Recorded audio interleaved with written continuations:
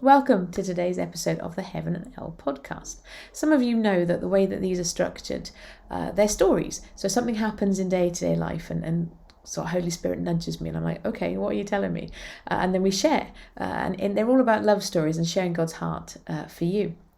Today, though, I was like, okay, so what story are we doing today?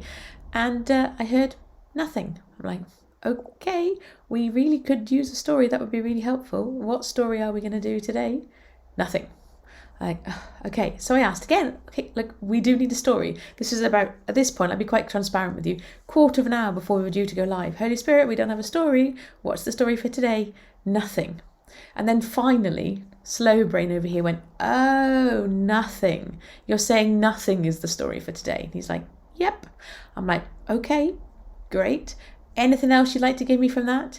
And he said, okay, the reminder is that sometimes we feel like we have nothing. We feel empty, replete, done in, no more to give, whether that's in terms of our energy, whether that's in terms of ideas, whether that's in terms of finances, whether that's in terms of patience, whatever your nothing looks like. There will be times, hopefully not too often, because nothing can feel a bit ugh. But the reminder today is that even when you're feeling like you have nothing, two reminders in fact, the reminders today, if you feel like you have nothing, reminder number one is that you are never ever alone. You have God in you, surrounding you, loving on you that whole time. So even when you feel like you have nothing, that really is not true. There is no nothing. You are doing relationship with God. You have Holy Spirit with you. You are never alone. You don't need to feel lonely. And I know that's easy for me to say. There are times when we can feel lonely. But that real reminder, you don't have to do this on your own. But the other reminder as well is those times when you feel like you have nothing, give that to God. This podcast episode is a real tangible example of that. I kept saying, God, we've got nothing. I don't know. I have no story. You're going to have to do something here. What are you doing? What are you saying? And it was only when I actually went through and did that in my head, I didn't say it out loud with words like you're hearing now, but actually in my head said, okay, God, I'm giving this to you. I don't know what we're doing here. He went, I'm going to tell you what we're going to do. And then I had notes on my page. I'm like, thank you very much. And so the reminder that when you have nothing, you can give all of that to God. And he will then work through you to work a miracle. And that through you piece, he kept highlighting. Because sometimes the miraculous will look like from nowhere, some supernatural action that you did nothing towards making happen. So yes, miracles of the supernatural do happen. I'm not going to deny that for 1 second. We've all come across stories and heard examples of people who, real miracles, people, like, and they happen. Jesus told stories of miracles, people being able to walk. They do happen.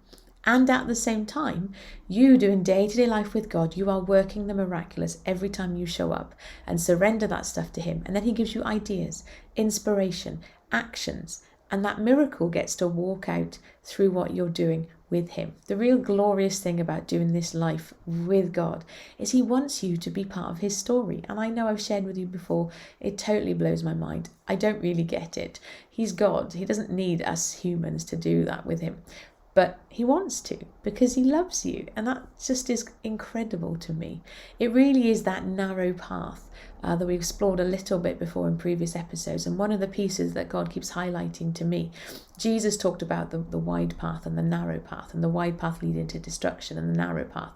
And one of the things that I know I've shared with you before that Holy Spirit kept nudging me around is this wide path, expectations, same old, the way that we're going to do life versus the narrow path, the unconventional way of doing life with God. It's not really trendy to say, it's not trendy to be a Christian for sure. And part of that is baggage. Part of that is the word. Part of that is the way that traditionally the church and Christians traditionally have shown up.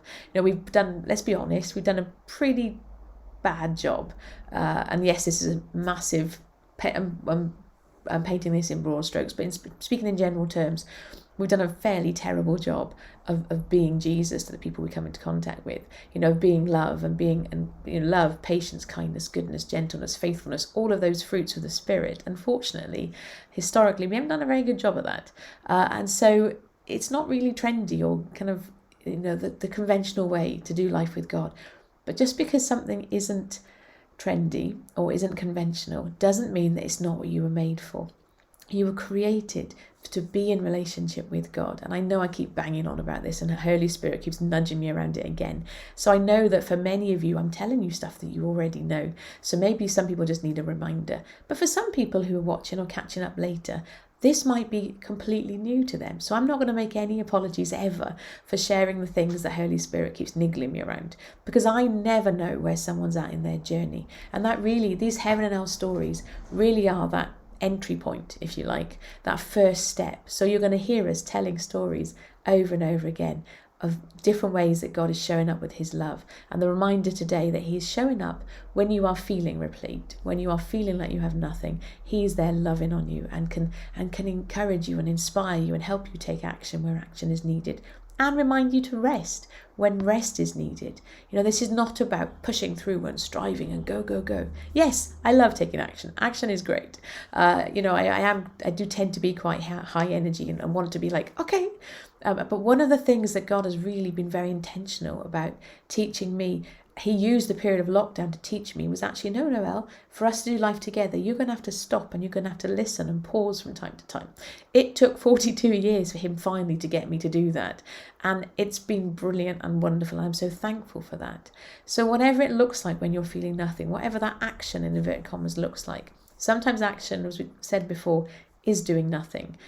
Nothing from an outside perspective, going for a walk outside, sitting and resting and listening and maybe putting some music on and just being, whatever that looks like. But no matter how repleted, that's not even a word you feel today, he's got you and he's inviting you to give all of that stuff to him. There is no part of any of how you do life that he's not interested in. And there's that reminder as well, of course, you don't have to do this on your own. Yes, you are doing this in relationship with Father, Son and Holy Spirit. And at the same time, you need community around you, other human beings. I've said to you before, that's why Adam was given Eve. If we as humans literally only needed relationship with God, then why did God give Adam a partner? We're made for relationship. So if you don't already have a safe space to do community, if you're not already surrounded with people, or if you are, but you could do in another space, I'd invite you to come and join the Itchy Soul Playground. uea.com/join is where you can do that. We have monthly options, we have yearly options. There's a scholarship option for people who maybe can't quite manage it from a financial perspective. I don't want money ever to be the reason why somebody doesn't get the community that they need. But whatever that looks like, and whether you do it with us in the playground or whether you do it somewhere else, that doing it together in community piece.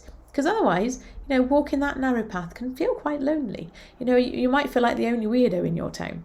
And I'm sure you're not. There's probably lots of other weirdos in your town too. But we have this idea that we are isolated, that it's just us. That's a lie.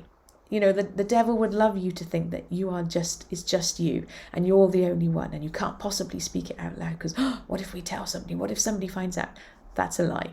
And really that's part of what the playground is about, is you practicing stepping forward, being you in that intentional, expectant relationship with God, knowing that it's not just you and you have that safe space to play out all of your quirks and foibles and eccentricities, doing real life together. So if that's something that you could use, uea.com/join is where you can find out more about that. But more than anything, that reminder, that invitation today, whatever those things are that are leaving you feeling a bit empty, the invitation is give them to God, surrender it to God. And that, like I say, that doesn't have to be some big dramatic thing. You go, here you are, over to you, and then wait and see how he works through you to unfold those miracles.